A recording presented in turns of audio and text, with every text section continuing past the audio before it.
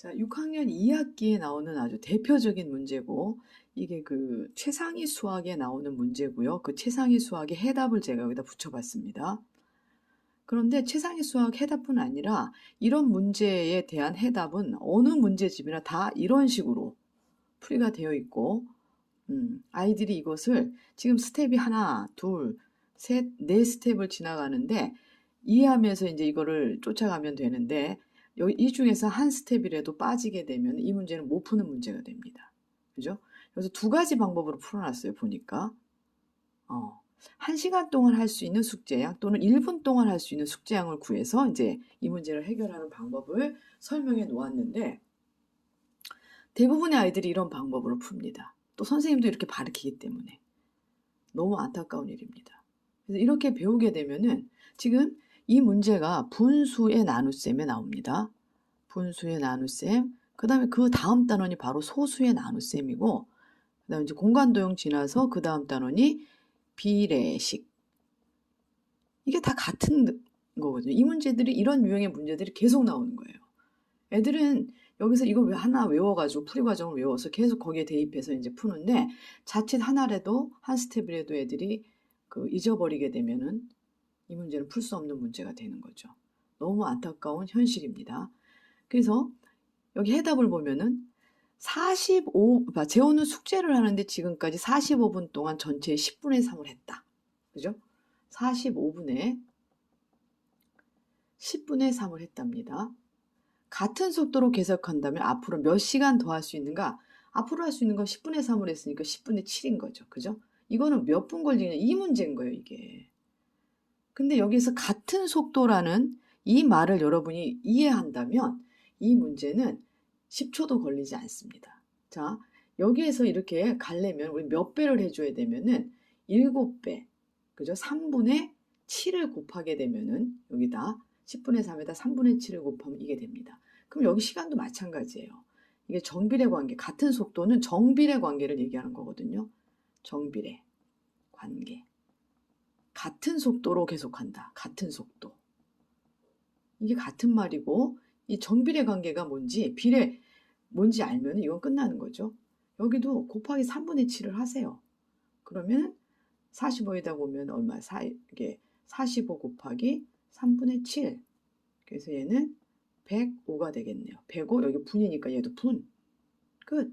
그래서 얘는 1시간 45분. 요만큼만 있으면 되는 거예요. 이 말을, 요걸 이해하면.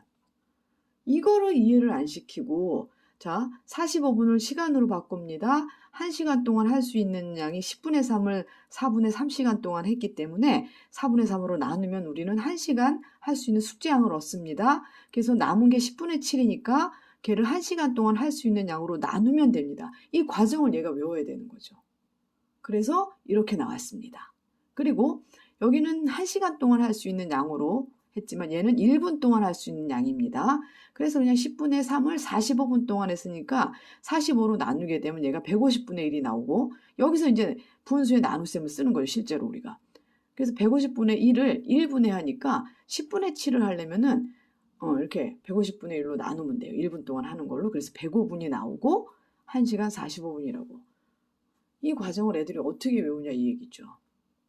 그래서 이 방법, 여기서 제일 먼저 여러분이 아이를 이해시켜야 될 것은 같은 속도로 계속한다면 요 말입니다. 그게 무슨 의미인지 알면 이 문제는 굉장히 간단한, 즉 두 줄만 써보면 끝나는 이 방법으로 풀 수 있게 되는 거죠.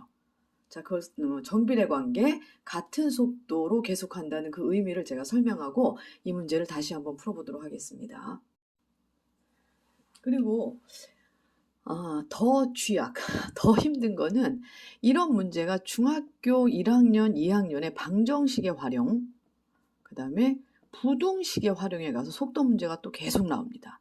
소금물, 설탕물, 기차, 터널 지나는 거, 다리 지나는 거, 초등학교 때 다 나오는데 이런 식으로 배우고 넘어가기 때문에 중학교 가면 또 못해요, 여기를. 고등학생 되면 또 못해요. 이러한 진짜 뭐라 그래야 돼? 이런 슬픈 그 전철을 밟지 않기 위해서 제가 오늘 문제를 어떻게 푸는지 어떻게 이해하는지 설명해 보고자 합니다. 자, 같은 속도로 계속한다. 같은 속도로 한다. 이 얘기는 자 여기 속도를 보려면은 제일 먼저 시간이라는 양이 나오고 그 다음에 그 숙제의 양이 나옵니다. 숙제의 양. 근데 이걸 떠나서 봐.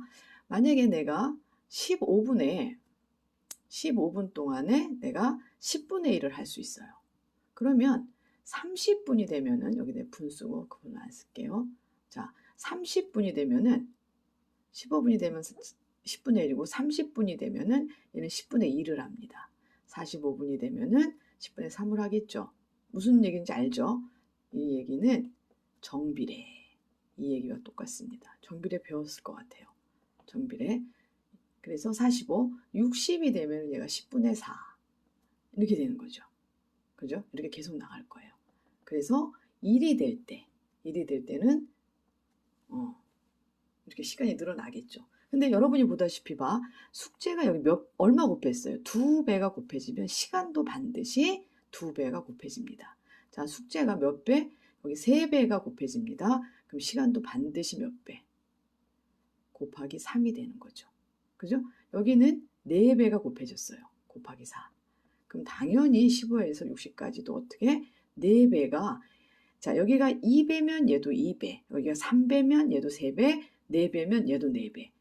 그게 바로 정비례 관계를 얘기하고 여기서 말하는 걸로는 같은 속도로 진행한다. 같은 속도로 계속한다라는 그런 의미입니다. 아시겠죠? 그러니까 자 45분 동안에 자, 이 개념을 반드시 이해하셔야 됩니다.